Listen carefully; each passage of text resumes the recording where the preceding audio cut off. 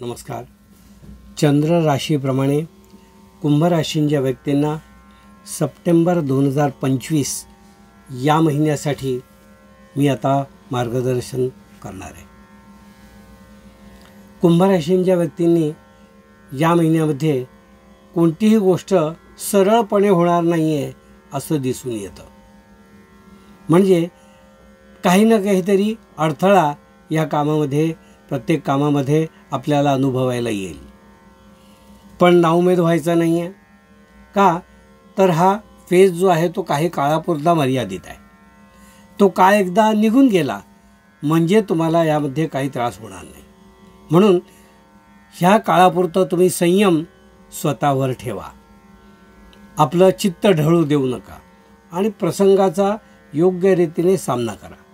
म्हणजे तुम्हाला हा महिना जसा आला तसा निघून जाईल. काळजी करायचं कारण नाही. त्याचप्रमाणे स्वतः मनातील विचारांचा गुंता जो आहे तो तुम्हाला खूप विचित्र पद्धतीने अनुभव देईल. काही मनात न आलेली किंवा अयोग्य अशी काहीतरी चिंता तुमच्या मनात वाटून राहील. पण तुम्ही शांत चित्ताने आणि आनंदाने सुखदुःख दोन्हीला चांगल्या रीतीने हँडल करा की जेणेकरून त्याचा कोणावरही वाईट परिणाम होणार नाही. विशेषतः पूर्वार्ध जो आहे त्या पूर्वार्धामध्ये परिस्थिती अनुकूल आणि प्रतिकूल अशी फ्लेक्झिबल राहील. पण तुम्ही स्वतःला एकदम संयमाने बाळगा. विशेष करून कुंभ राशींच्या व्यक्तींनी या महिन्यामध्ये दररोज शिवदर्शन आणि शिवस्तुती वाचावी. आपल्या श्रद्धा चॅनलवर महिम्न स्तोत्र असं आहे, त्याचं रोज वाचन करावं किंवा जमल्यास ऐकावं. पण अशी शिवस्तुती तुम्ही करावी जेणेकरून ही पीडा जी आहे ती तुम्हाला या महिन्यात कमी होईल. पण काहीतरी उपाययोजना करायला हवी. नुसता हातावर हात ठेवून बसू नका असा सल्ला मी या ठिकाणी तुम्हाला देईन. कुंभ राशींच्या व्यक्तींना मी असं सांगू इच्छितो की पूर्वीपासून चालू असलेल्या बारीक कुरबुरी काही असतील तब्येतीविषयी त्या या ठिकाणी डोकं वर काढतील. म्हणजे जुने आजार बळावतील. काही गोष्टी अनपेक्षितपणे तुम्हाला समजतील. तर ह्याच्यावर योग्य डॉक्टरांचा सल्ला घ्या आणि त्याच्यावर उपाययोजना करा. आपला परिवार आणि आपले जे काही आप्त आहेत त्यांनीसुद्धा या महिन्यामध्ये गोष्टी काही विषय कारणाशिवाय ताणू नयेत. कारण अकारण एखादा शब्द किंवा एखादं वाक्य उच्चारून त्याविषयी ताणतणाव वाढून सुख आणि शांतीचे दिवस आपले जाऊ, समाधानीचे दिवस जे आहेत ते डिस्टर्ब होऊ शकतात. म्हणून शांती आणि सुख घालवू नये, ते टिकून राहावं यासाठी तुम्ही मी सांगितल्याप्रमाणे शिवमहिम्न स्तोत्र आणि शिवस्तुती याचं वाचन किंवा श्रवण निश्चित करावं. आपल्या श्रद्धा चॅनलवर हे उपलब्ध आहे असा सल्ला मी मुद्दाम तुम्हाला देत आहे. उद्योगधंद्यामध्ये जे लोक आहेत, विशेषतः स्वतःचा उद्योग, लघुउद्योग असे जे काही लोक आहेत त्यांनी या महिन्यामध्ये टेन्शन घेऊ नका. कारण संधी खूप येतील पण आपण त्यात कमी पडतोय की काय असं तुम्हाला वाटायला लागेल. म्हणजे स्वतःविषयी जो आपला कॉन्फिडन्स आहे तो तुम्ही थोडा ढळून बसाल. पण त्याबद्दल काळजी करू नका. तुम्ही प्रसंगानुरूप स्वतः बदला म्हणजे तो प्रसंगही तुम्ही पार पाडाल.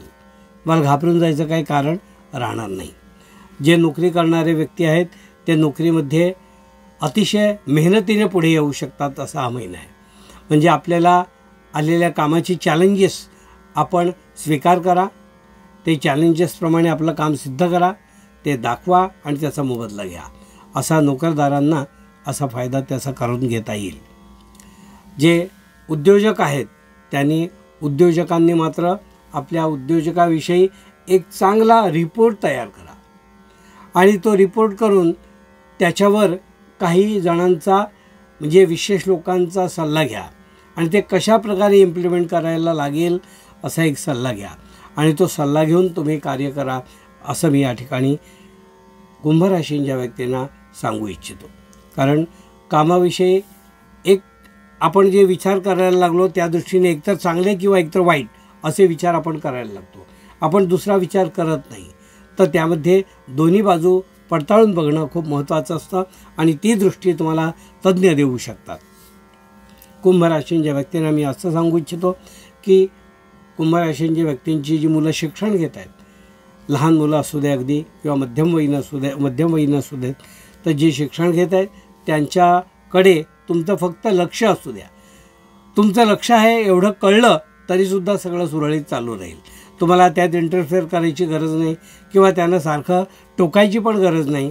तुमचं लक्ष आहे एवढं कळलं की त्या गोष्टी सहजपणे पुढे जाऊ शकतात. म्हणून मुलांकडे लक्ष ठेवा, खूप त्यांना डिस्टर्ब करायची गरज नाही आहे. आर्थिक नियोजन जे आहे त्यामध्ये थोडं फसवणुकीची शक्यता दिसून येते. ऑनलाईन फ्रॉड किंवा गेमिंग, जे गेम खेळतात मोबाईलवर, त्या गेमिंगमध्ये किंवा जुगार याच्यामध्ये बराच नुकसान होण्याची शक्यता दिसून येते. त्यामुळे या गोष्टी टाळा, या गोष्टी करू नका ज्या आपल्यासाठी मेहनतीची कमाई तुमची वाया घालवणाऱ्या ज्या गोष्टी आहेत. तर त्यामध्ये आपण संयमाने वागा आणि या गोष्टीत आपली मेहनतीची कमाई घालवू नका. म्हणजे आर्थिक नियोजन तुमचं अतिशय चांगलं असलं पाहिजे, नाहीतर किती पैसे मिळाले तरी ते तसेच उडून जातील हवेत असं दिसून येतं. म्हणून तुम्ही याबद्दल काळजी घ्यावी असा मी सल्ला या ठिकाणी तुम्हाला देऊ इच्छितो. कुटुंबातील वातावरण जे आहे त्या वातावरणासाठी तुम्ही स्वतः राग अजिबात येऊ देऊ नका. रागावर नियंत्रण ठेवा. जेव्हा विशेष करून घरात तुम्ही आहात, आपल्या आप्तमंडळींच्या बरोबर आहात, तेव्हा रागावर नियंत्रण ठेवा.